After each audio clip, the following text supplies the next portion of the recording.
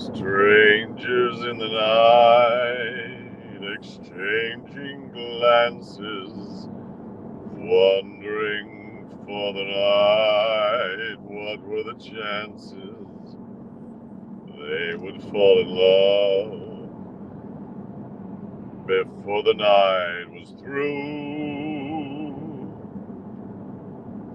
Something in your eyes. Okay, enough of that. Hello, good evening. I'm Ethan. This is the nosho. I'm in the car. I'm in Connecticut. Connecticut, as I've described in the past, is a very wide state. What Connecticut lacks in length, it makes up for in width. It's a wide state. Pennsylvania is also a wide state. There are a lot of wide states. There aren't that many tall states, you'll notice. Florida is a tall state in a way. California is a pretty tall state. But in my experience, states are very wide. And Connecticut, for me, is the widest of all because I seem to spend a lot of time going back and forth across Connecticut. Right now, I'm heading east. It's very important to know what direction you're heading, both literally and metaphorically in life. It's either very important or not important at all. In fact, maybe it's not important at all. I'm going to do a 180 on what I was just saying. It is not important at all to know which way you're heading, as long as you're heading in some direction.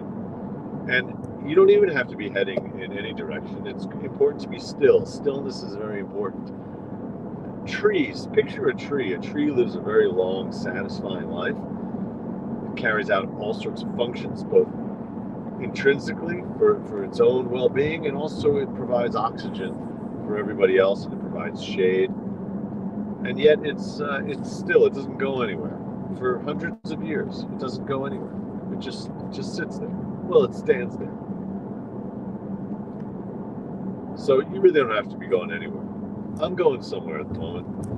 At least I'm operating under the illusion that I'm going somewhere. I'm going east. I'm going from Brooklyn out to the end of Cape Cod.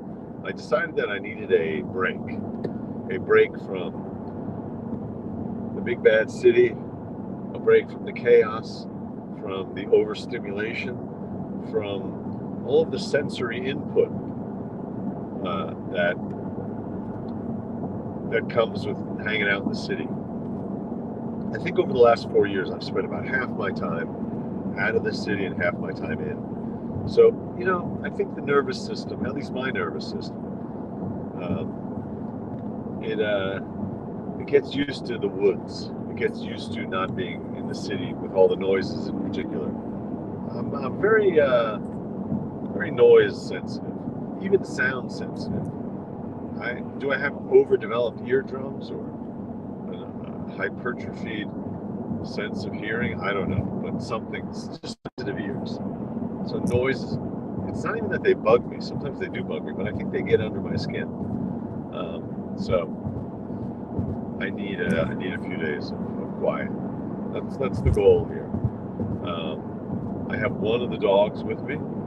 I have ornaments with me. So we have segregated the family by gender.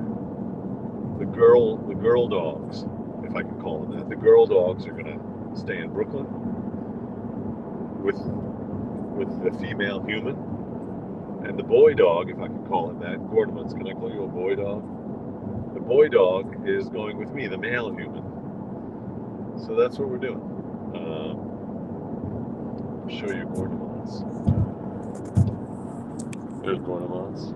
Gordomons, say hi to everybody. He's sitting shotgun. He's riding shotgun. And, he's a good boy.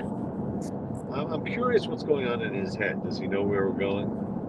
Does he feel bereft of his dog siblings? He and Hildy have developed a real tight bond, which involves a lot of romping, a lot of grooming, a lot of licking, a lot of play biting, a lot of Dracula-style biting from Hildy, where she puts her entire maw around his nape. And he doesn't seem to mind it. But is he feeling bereft? I don't know. I don't think so. I ate a bunch of junk food. That happened. I stopped to fill up on gas. You ever leave on a long road trip and have almost no gas in your car? So then you're playing a game for 30 or 40 miles, looking at the gauge, looking at the warnings, and wondering if you're going to make it to the gas station. I wasn't really wondering if I was going to make it because I know that here on I-95 in Connecticut, there's lots of gas stations. It was just a matter of making it to Connecticut without running out of gas. And the car was telling me I had 30 miles to go, and that was plenty. It turned out it was 50 or 60. They always warn you, the manufacturers of the cars, they set it up that way so that they're warning you in advance. They're trying to frighten you into not even getting close to running out of gas. I think there's an analogy there for something. For the media? I don't know. Yeah. There was a little too much drama last night, so I'm gonna share this. Hello, everybody. This is the nosho. I'm Ethan. This is the nosho for Monday, the 30th of September, 2024. That's probably not something I need to say, but I like to say it as part of the show. I like to check in so that we all know that we're on the same page and it's the same date.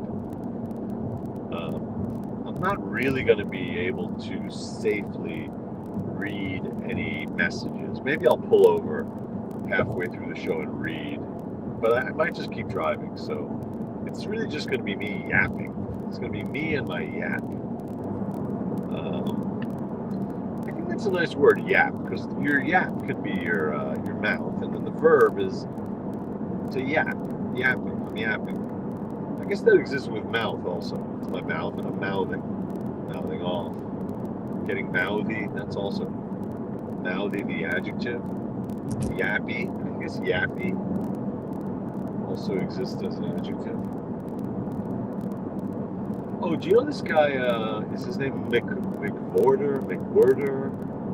Is it James or John McWhorter, maybe? There's a guy in the New York Times who writes about language. He's a linguist. He writes about the English language. And today's column of his was about the word business. It was really great. I recommend it wholeheartedly. And he uses the word expatiate, which is a word I love and I've used to expatiate, to go on and on about something. I think it's like to take the long way around, to expatiate. Just to go on and on. Anyway, he talks about that word a little bit. He uses that word, and then he creates a little bit of suspense by not defining it until later in the article. But he talks about how the word business, the root being the word busy, and being busy and getting busy, and then the way the word then took on all sorts of other colloquial senses, like you mind your own business, and I'm going to give her the business, or give him the business. It's a nice, it's a really nice article, and it reminds me of this word.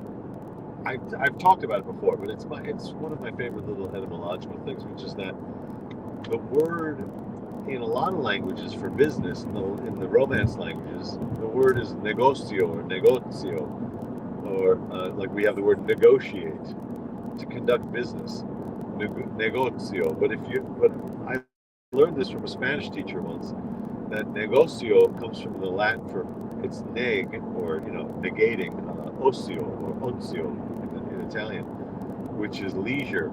So the concept of business or conducting business is the negation of leisure. So the default setting is leisure, ozio. So when you happen to be doing business, you're doing the negocio, and not leisure. Which kind of, you feel that's a sense of that same idea in the word business, if you think of the original word of being busy. So when you're not busy and you're enjoying your leisure time.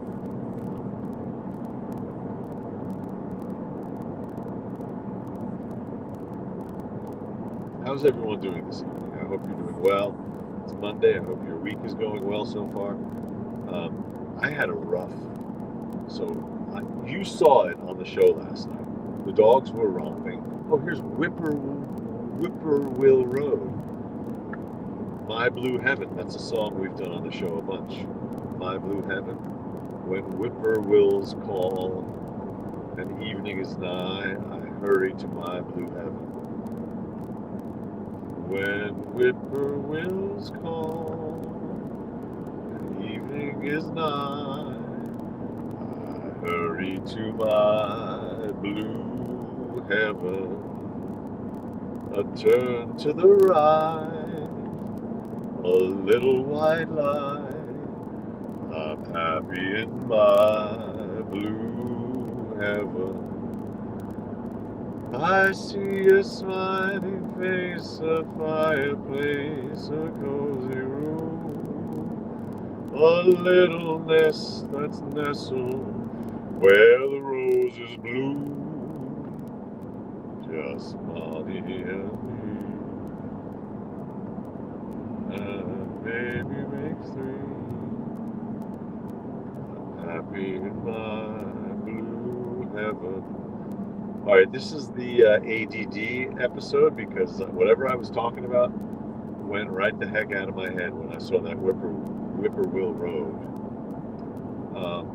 I saw, I'm looking at the road, but I'm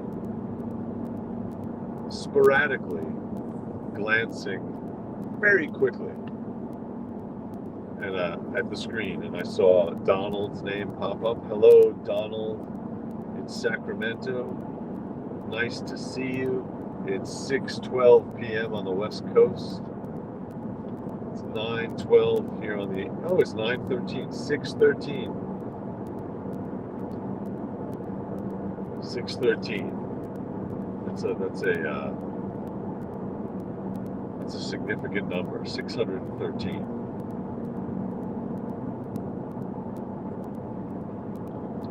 If you're into numerology or anything like that.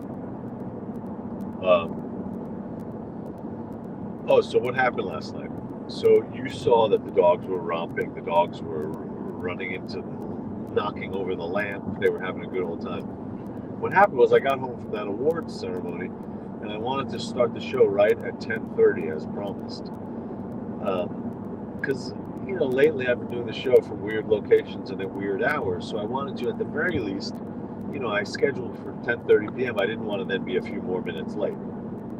So when I walked in the door for my long evening at that awards ceremony and then a long drive, I went right into the show. By the way, some guy just threw a lit cigarette out of the car in front of me. I saw the ashes, the embers bounce on the interstate. People are just antisocial. They're sociopaths. I know it's a little thing, but you're a sociopath. First of all, smoking is such gross and masochistic and harmful. It's a gross. The industry, the smoking and the tobacco industry, it's all gross. It's predicated on lies and deception and addiction, and it has its roots in slavery. It's just a disgusting. The whole universe of smoking and tobacco is just disgusting. And then someone who feels like, here's the thing that really bothers me about it. A lot of times it goes hand in hand. This is kind of a Buddhist concept that the way you treat yourself is the way you treat others, or there's no real distinction between yourself and the world around you. So if you feel like polluting yourself and mistreating yourself, of course you're willing to then open up the window and throw that piece of styrofoam and the remains of your cigarette out onto the highway. That styrofoam that does not biodegrade and will be part of the dirt then for a few thousand years. Really gross. And I'm reminded I gotta get this off my chest. This morning someone in my building took a pizza box and put it across the road from us into a public trash receptacle without folding it up, covering the trash receptacle. In other words, making that public trash receptacle not available fellow citizens. The decision was made. I'm not going to hold on to this cardboard and fold it up and tape it up and put it out on recycling day. That decision wasn't made. The decision wasn't made, okay, I'm going to throw it into a public trash receptacle, which I'm not supposed to do, but at least I'm going to fold it up so it doesn't block the whole thing and create a mess. Nope, just kind of balanced it on top there. I'm sorry to rant about this, but it's so much like this person throwing a cigarette. But I just heard someone lecturing on Portrait of a Lady by Henry James, a professor named Mary Valentis. I was watching it on YouTube. I think it was an Albany, a public library series of lectures from 2011. I thought it was great. She just gave a great sort of. They described it as a book review. It was more of a lecture and an analysis of various things in Portrait of a Lady.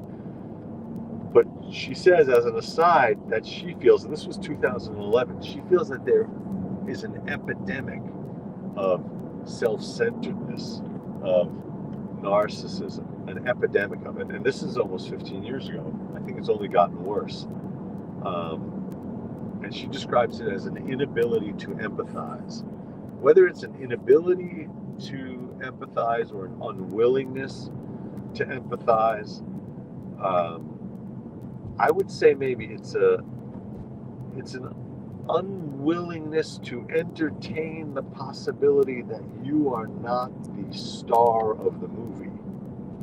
Or, to put it another way, it's an inability to conceive of everyone else's movie.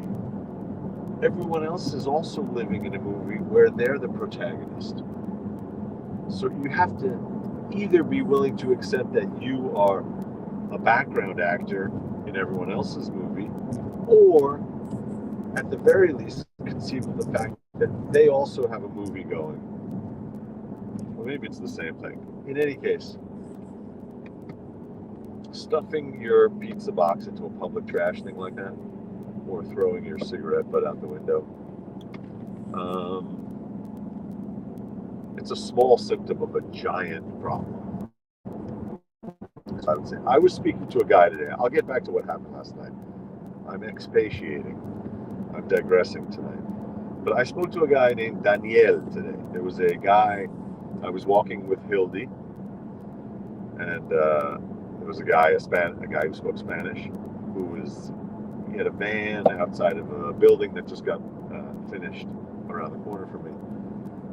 He was looking at the dog. We started speaking in Spanish, and he said, we don't have those where I come from. And I said to him, oh, in Mexico, is it Mexico? And he said, no, it's Ecuador. We do not have it. And I said, oh, it's a Great Dane, which he knew the breed, but in any case, we got to talking. He's been here for 1 year. His birthday was a few days ago. And, I'm influenced by, I really appreciate David Feldman's repetition of the idea that there is no migrant crisis, that this migrant crisis is a fiction created for political gain, that we have a slowing population growth. We don't have enough people in this country to do the jobs to drive the economic growth that we want and that we need, if you subscribe to that growth addiction model of capitalism, which most people do. So these people are gifts. This guy Daniel is a gift. And he said to me, I've been here a year and I have this job and I'm I'm happy to have it. He said, because in my country, in Ecuador, he said, you walk down the street, and he made this gesture. He said, you get shot in the head. You walk down the street, you get shot in the head. Here I can work, and I can work, so there's I said, thank you for being here. Thank you for coming.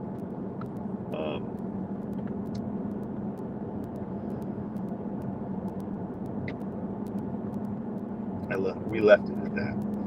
He said hi to Hildy. Hildy said hi to him. But I think that guy's a treasure. And the ability to just connect with that person in a very simple way and to empathize, that it's just that epidemic of self-centeredness is exploited by right-wing politicians. If you can't empathize with this guy who was living in a city, in a country where he could not walk down the street safely without risk of being shot, and now he's in a country where he can work and make a living. How can you not empathize with that? Well, only if you're fed a strict diet of fear and resentment, where you're convinced that it's a zero-sum game and his gain is your loss, which is just a sick fantasy that's very tasty for people. It's very hard to resist. In any case, getting back to last night. So I did the show without putting Gournamonts in the bathroom, as you saw. The new protocol is when I'm home, Gournamonts with his food segregated in the bathroom to avoid all the romping and the insanity. Although I appreciate that some people in the audience enjoyed the dog playing noise, but it was really bugging. It was bugging my partner, who was upstairs and trying to sleep. But she didn't say anything at the time. She didn't interrupt the show, which, to her credit. Out of generosity, she didn't do that. But then when the show ended, then she took issue with me not putting Gournamonts in a separate space. And she said how annoying it was. And normally, relationships are hard. Relationships require a lot of patience and forgiveness and empathy. You got to get into the other person's head and be willing to see things from their point of view, or you're doomed. And both parties need to be able to do that, of course. It goes without saying. But sometimes, depending on our mood, circumstances, our capacity to behave in that elevated, more generous way is tuned a little higher than at other times. So last night, for whatever reason, my exhaustion after that awards dinner and the fact that I was kind of very energized and our energies were just completely mismatched at that moment, I handled it very badly. And I responded when she said how annoying it was that the dogs were making all that noise. Why didn't I take care of it as we'd agreed? I responded with sarcasm and hostility, nothing I'm proud of. And then it escalated. You know how you're supposed to de-escalate? You know how the police in lots of municipalities are now trained in de-escalation techniques? A situation arises, a little crime is committed, someone is maybe injured, there's maybe a fender bender, the police roll up, and apparently they're trained, and their first thought beyond safety and enforcing the law, maybe their third thought has to be de-escalation. Let's not make it worse. So I was practicing last night escalation, which I think anyone who's in a relationship is pretty skilled at escalation. Escalation comes naturally. Escalation is like the relationship emotional equivalent of entropy. Entropy where things become more chaotic on their own. Left to their own devices, things will just become more chaotic and more disordered. That's emotional escalation.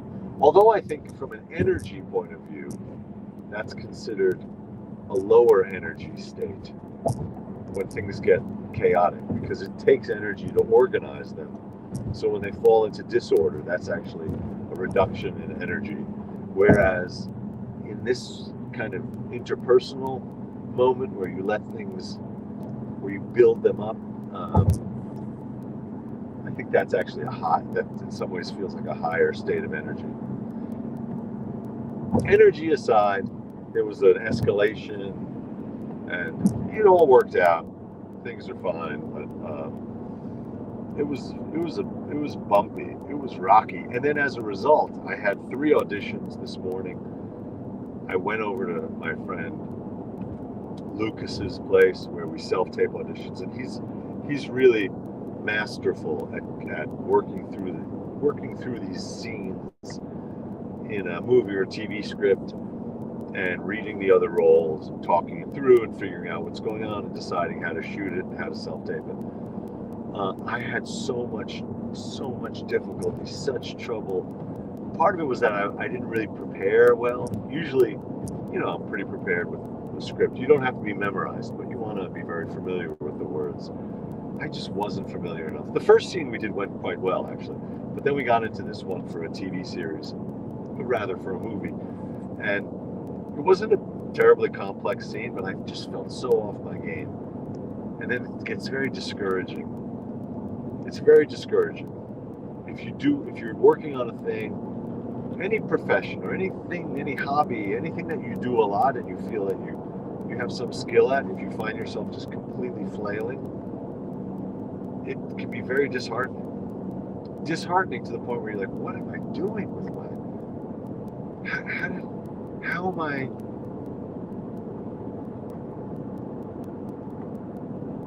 am I flailing so severely with this thing that I really know how to do? And then I had the thought, it's just like a sport. If you play, and I played a lot of basketball, and for a while I played a lot of tennis, some days you do it and you just feel like, you're hitting every shot, every stroke feels right, you're hitting everything, just the swing feels right. It's all just, you're in that kind of zone or the flow.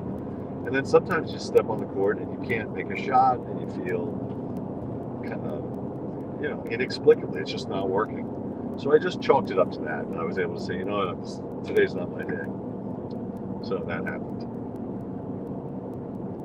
The word sequelae, that's a nice word. I didn't really it was not in my active vocabulary until recently. But now I'm trying to use it all the time. Sequelae.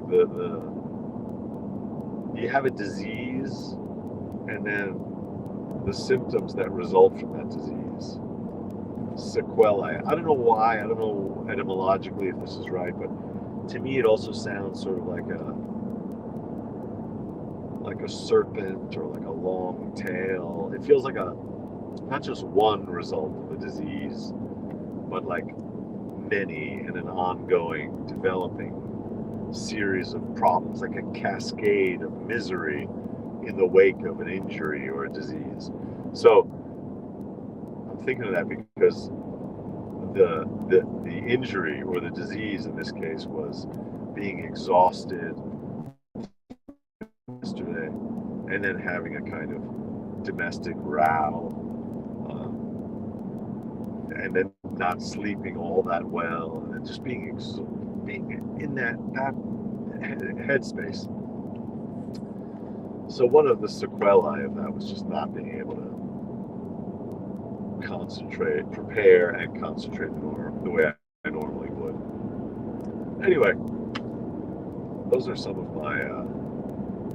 of the things that are going on in my head, and that was part of the reason. It put me into a bit of a funk, feeling like I didn't do my best.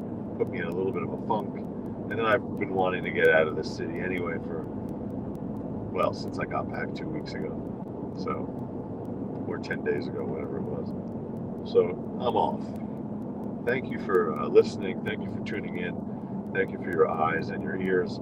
And I apologize for not being able to engage with the chat as I normally do. The chat is really, for me, in a lot of ways, the most fun and the most important part of the nosho. The nosho, which is what you're watching now, it happens every night at 9 on the East Coast, every night. And I do Oh, there's Gordon Mullins. I do want to be able to take phone calls because I really think the engagement with you all, that's really what the show is about. So thank you for being here, and I will see you tomorrow night again at 9, and I will be sitting in one place.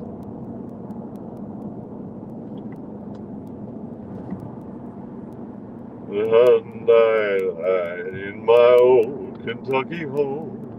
It's summer and the old folks are gay. The hounds outside and the hens in the room, and the bones are steady all the day. Sleep no more, my lady. Oh, sleep no more today. We will sing one song for my old Kentucky home, for my old Kentucky home, far away. Okay, everybody, have a great night. Bye.